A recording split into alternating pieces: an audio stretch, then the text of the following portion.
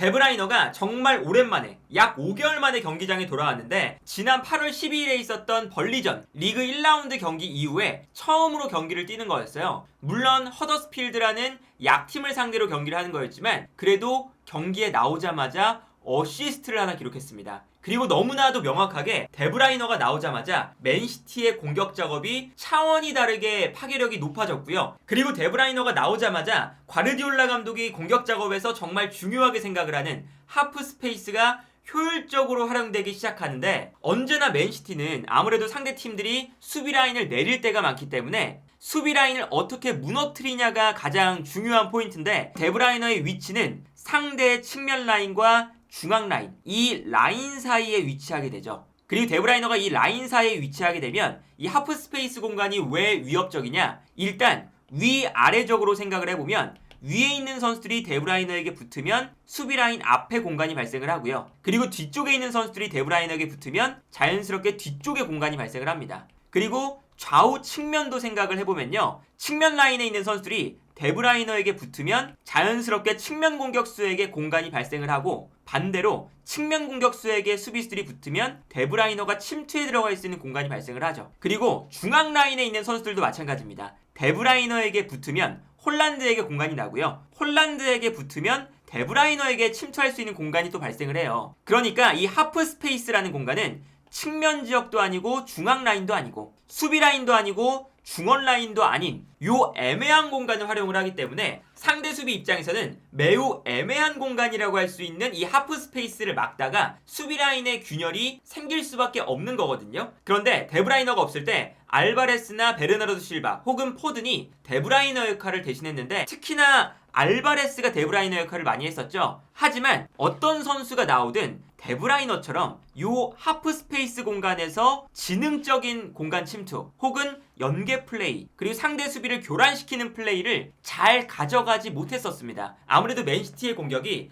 데브라이너가 있을 때보다 파괴력이 떨어질 수밖에 없었고요. 물론 득점은 많이 했었지만 답답한 시간들이 다소 늘어날 때가 많았었거든요. 그래서 예를 들면 이제 이런 장면을 볼 수가 있습니다. 맨시티가 측면 지역에서 한 선수가 볼을 잡는데 그 순간 상대 측면 수비수가 측면 공격수를 향해 끌려가거든요. 그러면 그때 데브라이너가 중앙 지역에서 이 뒷공간으로 침투에 들어가는 타이밍이 너무나 좋아요. 그러다 보니까 측면 지역에서 볼을 받아서 뛰어들어가는 데브라이너에게 바로 연계를 해줍니다. 그래서 이 다음 장면을 보면 데브라이너가 패스를 받아서 순간적으로 침투에 들어가게 되고요. 이 공간에서 곧바로 크로스가 올라오면서 위협적인 찬스가 나와요. 그리고 이 데브라이너가 워낙에 이 오른쪽 측면에서 올라오는 크로스 자체가 좋기 때문에 여기서도 결정적인 찬스가 만들어지는 장면이거든요. 이게 만약에 어제는 나오지 않았지만 홀란드가 이 가운데에서 침투에 들어가고 있었다면 곧바로 득점이 나올 가능성이 높아졌었겠죠. 그리고 데브라이너가 기본적으로 이 애매한 공간, 하프 스페이스에서 선수들의 위치를 계속 조정을 해줍니다. 이 장면도 보시면요, 측면 공격수가 너무 안쪽으로 붙어 있으니까, 그리고 올라오고 있지 않으니까 데브라이너가 손짓을 하면서 측면으로 물러나라 라는 이야기를 해요. 그러니까 측면에 있는 선수가 자연스럽게 측면으로 물러나게 되죠. 그리고 이렇게 측면에 있는 선수가 데브라이너의 지시를 따라서 측면 지역으로 넓게 물러나면서 패스를 받으니까 자연스럽게 상대 측면 수비수가 이 선수를 향해 끌려갈 수밖에 없고요. 그 순간 데브라이너가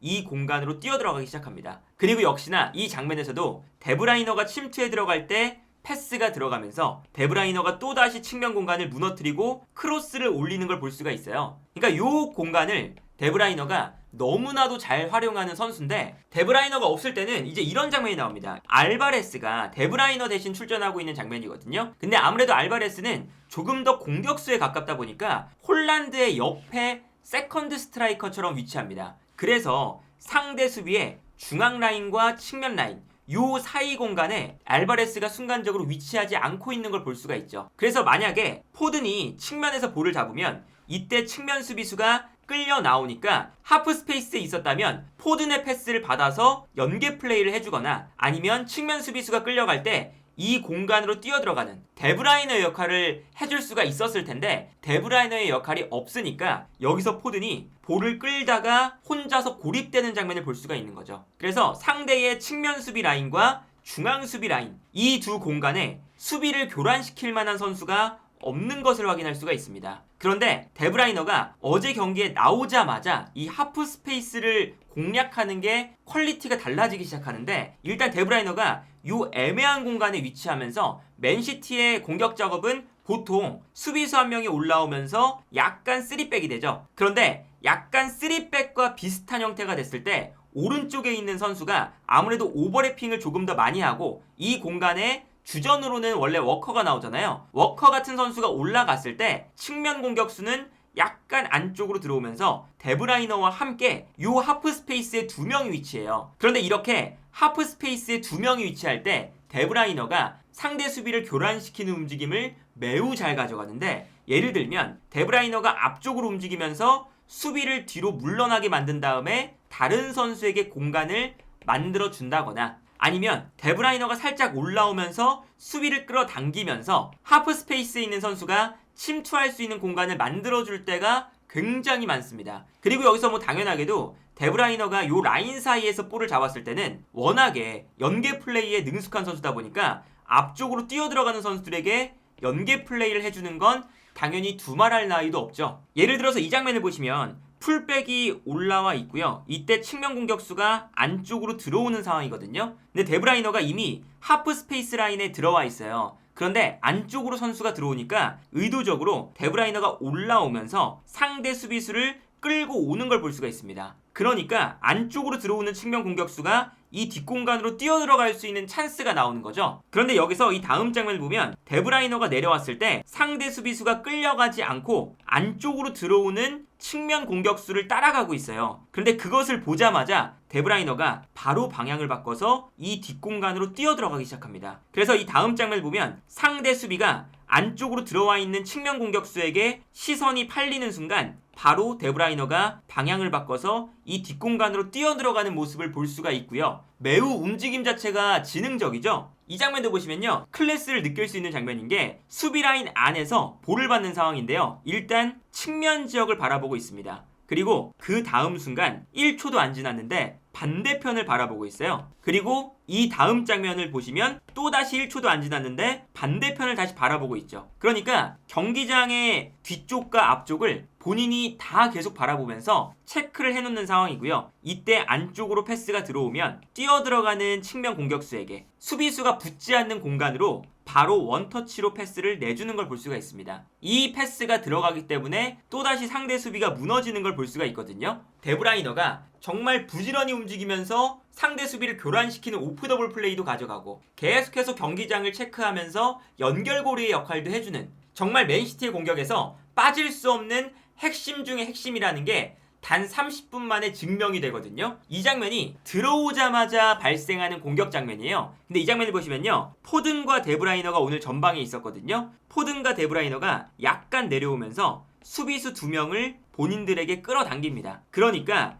아래쪽에 있었던 마테우스 누네스가 이 공간으로 뛰어들어갈 수 있는 찬스가 나오고요. 이 공간으로 패스가 들어가면서 상대 수비를 무너뜨리는 걸 볼 수가 있죠. 그래서 이 다음 장면을 보면 침투에 들어가는 공간으로 패스가 들어가면서 마테우스 누네스가 상대 수비를 완벽하게 무너뜨리는 걸 볼 수가 있고요. 여기서 마테우스 누네스가 측면에 있는 선수에게 패스를 보내주거든요. 그런데 그 순간 상대 수비수들 모두가 마테우스 누네스와 약간 측면 쪽에 쏠려 있어요. 그러다 보니까 살짝 뒤에 있었던 데브라이너가 이 뒷공간으로 침투에 들어가기 시작합니다. 그런데 여기서 측면에서 볼을 받는 선수가 오스카바비라는 어린 선수인데, 이 선수가 뛰어들어가는 데브라이너에게 크로스를 올려주는 과정에서 득점이 나옵니다. 물론 이게 잘못 맞아서 득점이 나온 거긴 하지만 데브라이너가 좋은 공간으로 뛰어들어갈 때 이 공간으로 패스를 보내주는 그 과정에서 어쨌든 득점이 바로 나온 거잖아요. 그리고 데브라이너가 수비를 끌어내는 공격 장면에서부터 이 장면이 시작된 거기 때문에 데브라이너가 들어오자마자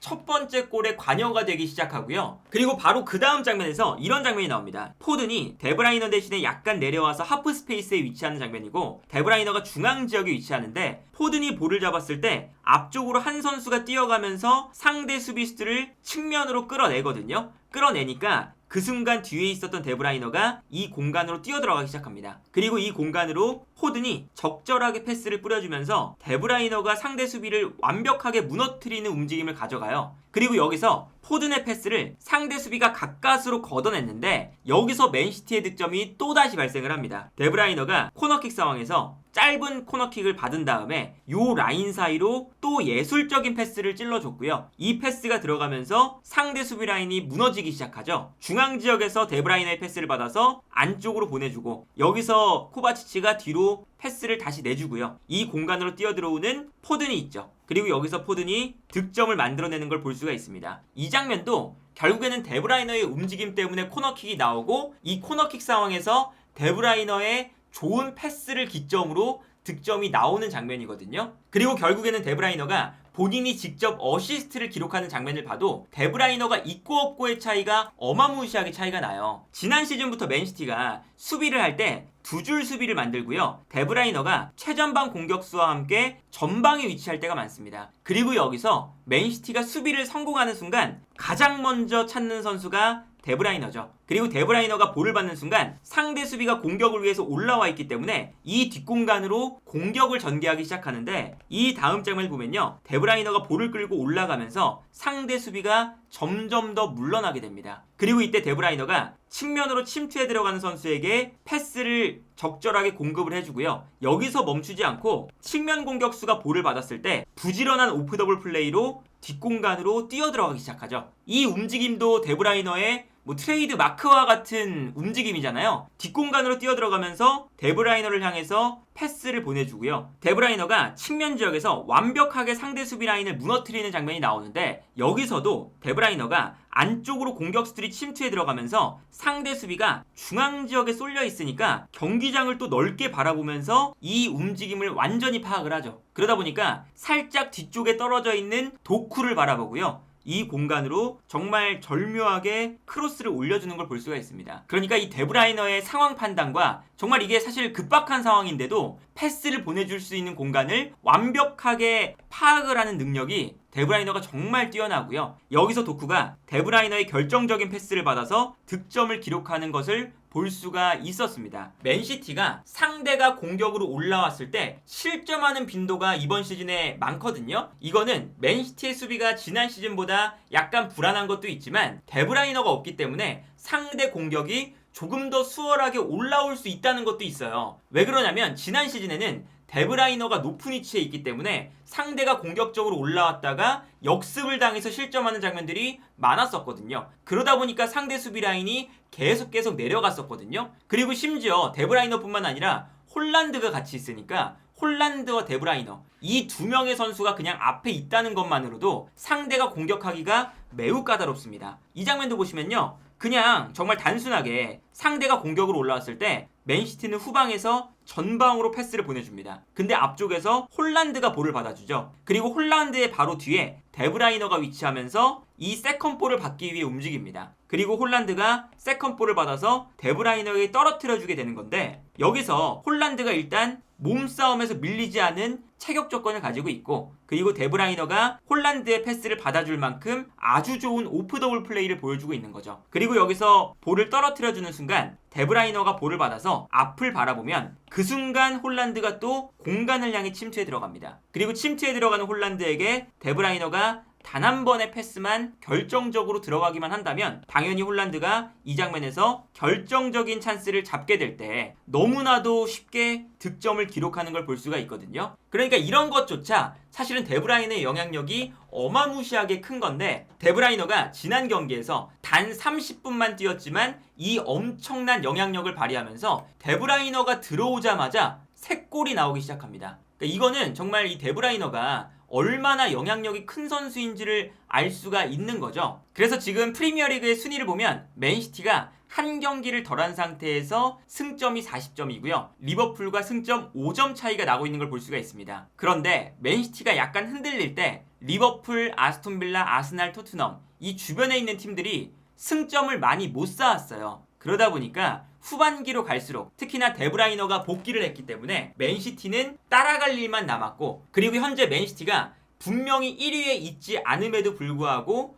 우승 1순위로 불리는 이유가 바로 데브라이너의 복귀에 있다. 그래서 맨시티의 후반기는 데브라이너와 함께하기 때문에 이번 시즌도 맨시티가 어떤 퍼포먼스를 보여줄지 그리고 어떤 성과를 낼지가 매우 기대가 되지 않나 싶네요.